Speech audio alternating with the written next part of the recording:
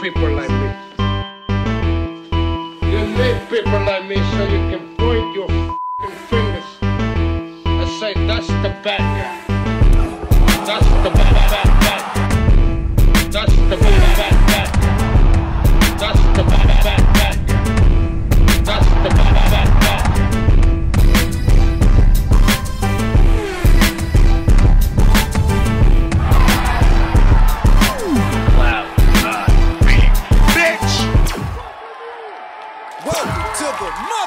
Relay. We're covering today's top boxing news.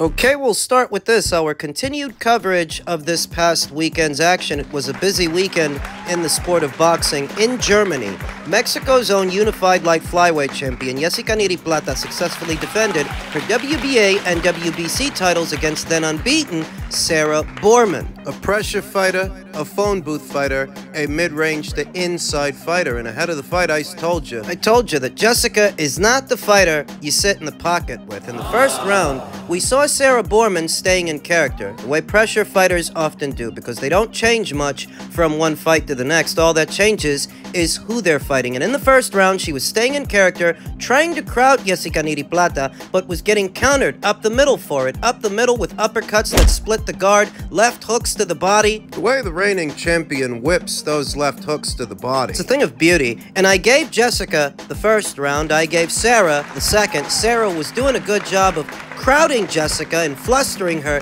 in the second round, arguably outworking her, though coming under heavy fire in doing so. It was noticeable that there was more steam on Jessica's punches than there was on Sarah's. So I gave Jessica the first round, Sarah the second, Jessica the third. Noticeable difference in power. Sarah would try to gain momentum by crowding Jessica the way she crowds everybody else, with the difference being that Jessica is a much stronger puncher than anybody Sarah has fought, and her midsection paid for it. So I gave Jessica the third round, I gave Jessica the fourth round, fighting off Bormann with counters and finishing strong with body shots, body punching. There is a credible argument that Jessica's commitment to Sarah Bormann's body is what won her the fight and took the air out of the tires for Sarah, who's got an engine like nobody's business. But nobody, and I mean nobody, likes it to the body. Jessica consistently kept going there. You will notice that Sarah, she is a little taller and a little longer than Jessica, with a longer torso and longer arms. That plays out with a talented counterpuncher like a Jessica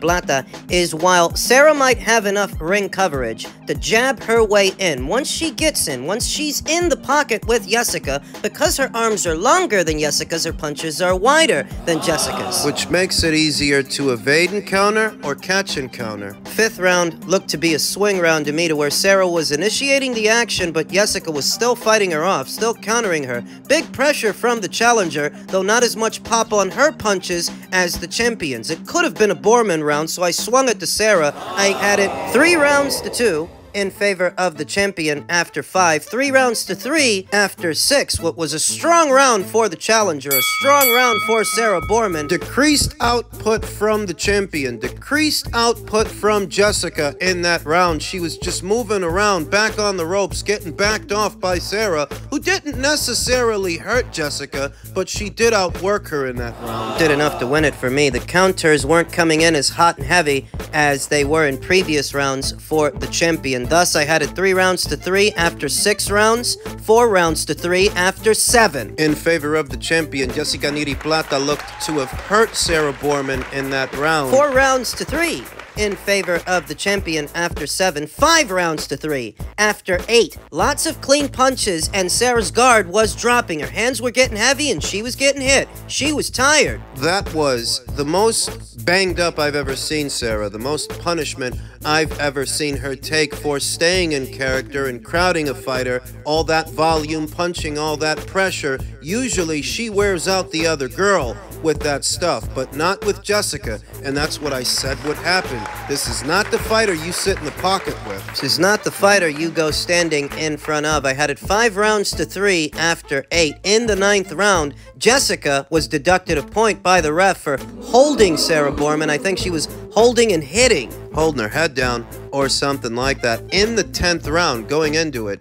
Because Jessica was the away fighter, the traveling champion, I wasn't sure if the judges had her up, if the judges would give her a fair shake. I gave Jessica the 10th and final round, a dominant round for her. Picking up that 10th round, at least on my card, I had Jessica Plata winning this fight 6 rounds to 4, picking up at least 6 of the 10 rounds, even with the referee's point deduction in the 9th. I only worried that because she's the away fighter, the traveling champion, can she get a fair shake on German soil? And she did, winning a split decision in what was a hard-fought fight. Credit to Sarah Bormann for standing up to those body shots and standing up to those counters, those uppercuts up the middle, which were the stars of the show for the champion, the defending champion. Those were her 2 best punches the entirety of the fight, as she consistently landed them over and over. Sarah Bormann being somewhat taller and a little longer than Jessica, she comes in at a slight crouch, bending at the waist, bending at the knees, and that might protect her head from the jab and the straight, but not from the uppercut up the middle. She'd open her up with the uppercut, then whip the left hand to her body, to her midsection. In order to beat Jessica Plata, outside of exceptional power, monstrous power, to beat her, you've got a boxer. Because you can't crowd her, you can't just stand in front of her stringing punches together. She's gonna make you pay for it. There's a lot of talk centered around a Senicia Estrada versus Yo Costavalle fight downstairs at minimum weight, but she's not the biggest threat to Senicia Estrada, not around these weights. Jessica Plata, she's the biggest threat to Senicia Estrada if and when Senicia decides to return to the light flyweight division. Despite of suffering her first loss this weekend, I see a champion in Sarah Bormann. I think she will recover from this, and as far as Jessica, what I see in her, I see the biggest threat to Senicia Estrada. Senicia has to get the strategy down right if and when the time comes to fight Jessica, because you can't just overpower her. Congratulations to her for once again proving that she's one of Mexico's finest road warriors. Yeah, I'm going to cut right to the chase because I know we don't have that much time, but I know you've been seeing on social media so far, Gervonta Davis and Devin Haney. First of all, just want to ask you, how much truth was it on the 20 million that Bill Haney offered Gervonta Davis and he declined it? Yeah, I mean, we want to speak to Gervonta Davis. I reached out to him because we got some huge offers for him. Bill knows those numbers, and we've got offers from around the world to stage that fight. Unfortunately, Gervonta didn't want to discuss them, but we'll move on and see what's next, and hopefully that fight can get made in the future. The photo that he published of Gervonta Davis, you said, hey, let's talk. Yeah. And he said, no, was that really that's to talk through the offer. We got, like I said, we've got some massive offers for Gervonta Davis. But if he doesn't want the fight, there's not a lot we can do, but we'll see. I thought it important to talk about this as soon as possible, that Eddie Hearn is corroborating Bill Haney's account of events, that Bill wasn't bullshitting, he was telling the truth. There's money on the table, money abroad, for Gervonta Davis if he is willing to work with these guys to fight Devin Haney. Because Bill Haney was just wrapped up in that entire situation involving Subriel Matias, what was an obvious lie, you spoke to Peter Kahn, and Peter told you that Subriel wants $4 million, except Peter doesn't actually work with Subriel, and Subriel didn't say that. That was a lie. And as soon as that lie was told, Subriel and his team, they checked Bill Haney on that lie, only so that the next day he could get in contact with them and talk to them. But why did you tell the world that Subriel wanted $4 million when you weren't even talking to his representatives? It's because he was lying. He was lying about that, but apparently he's not lying about this. There may be interest abroad in staging a fight between Devin Haney and Gervonta Davis for big cash, at least according to Eddie Hearn. Some things that I was right about and some things that I was wrong about. I was wrong to assume that Bill was once again lying, but I was right to assume that the financier of such a fight, it wouldn't be DAZN and it wouldn't be Matchroom. It sounds to me like what Eddie Hearn is hinting at. Saudi money. They are the only ones with the kind of money to blow, the kind of money to throw around to satisfy the financial demands of both Team Davis and Team Haney, because as far as Matchroom and DAZN, that fight here and now is not big enough commercially to warrant that kind of spending. Devin Haney was just on pay-per-view with Regis Prograis, and at least according to Rick Glacier, that thing only brought in around 50,000 pay-per-view buys, which I can believe. That number sounds about right for that fight. And when you think about Gervonta Davis, granted that he did over 1 million pay-per-view buys with Ryan Garcia, Devin Haney is not Ryan Garcia. He doesn't have Ryan's profile and social media following. He doesn't have Ryan's endorsements like that Gatorade sponsorship. He doesn't bring in the same commercial value as a Ryan Garcia, even if he is, in many ways, a more accomplished fighter and a better boxer. That just because Gervonta did over 1 million buys with Ryan, he's not going to turn around and do that same number with everybody. He's not going to turn around and do that number with Devin Haney. No, I'd put the buy rate for a Haney versus Davis fight at or around 200,000, between 200 and 300,000. 300,000 being generous. I'll go with the high number. I'll go with the projected sales for that fight being around 300,000 pay-per-view buys. Well, that number doesn't warrant guaranteeing Gervonta 20 million and Devin whatever he'd want to be guaranteed.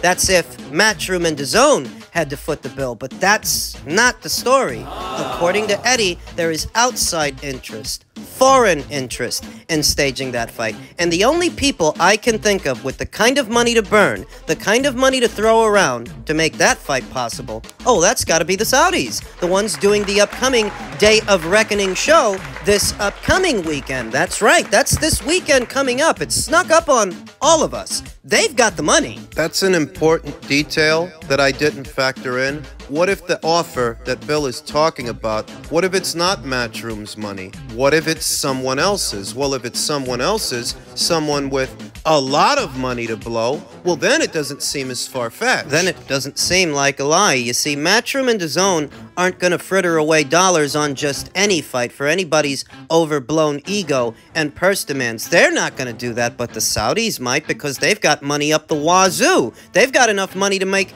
any fight happen, that one included. But that's provided that the fighters want to fight, that the fighters actually want to make something happen, and therein lies the dilemma. There's the problem. Gervonta Davis doesn't want to fight.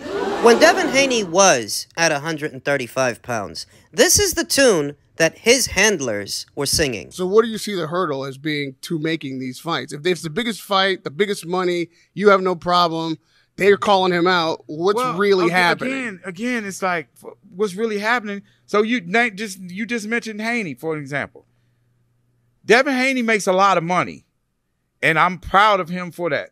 I'm proud of his dad, and I'm proud of him. He's an excellent boxer, and he's a good businessman too. Okay, but would we pay him that kind of money that he's making? Absolutely not. That interview conducted by Radio Raheem of Seconds Out was conducted over a year ago, and even then, Leonard Ellerby acknowledged that Devin Haney's been making very good money. He's making very good money, all on his own, without Gervonta, and the kind of money that he's been making is more than Team Davis is willing to pay him. So let me see if I understand this. You're not making offers, but you're not taking offers either. Sounds to me like you don't want to fight.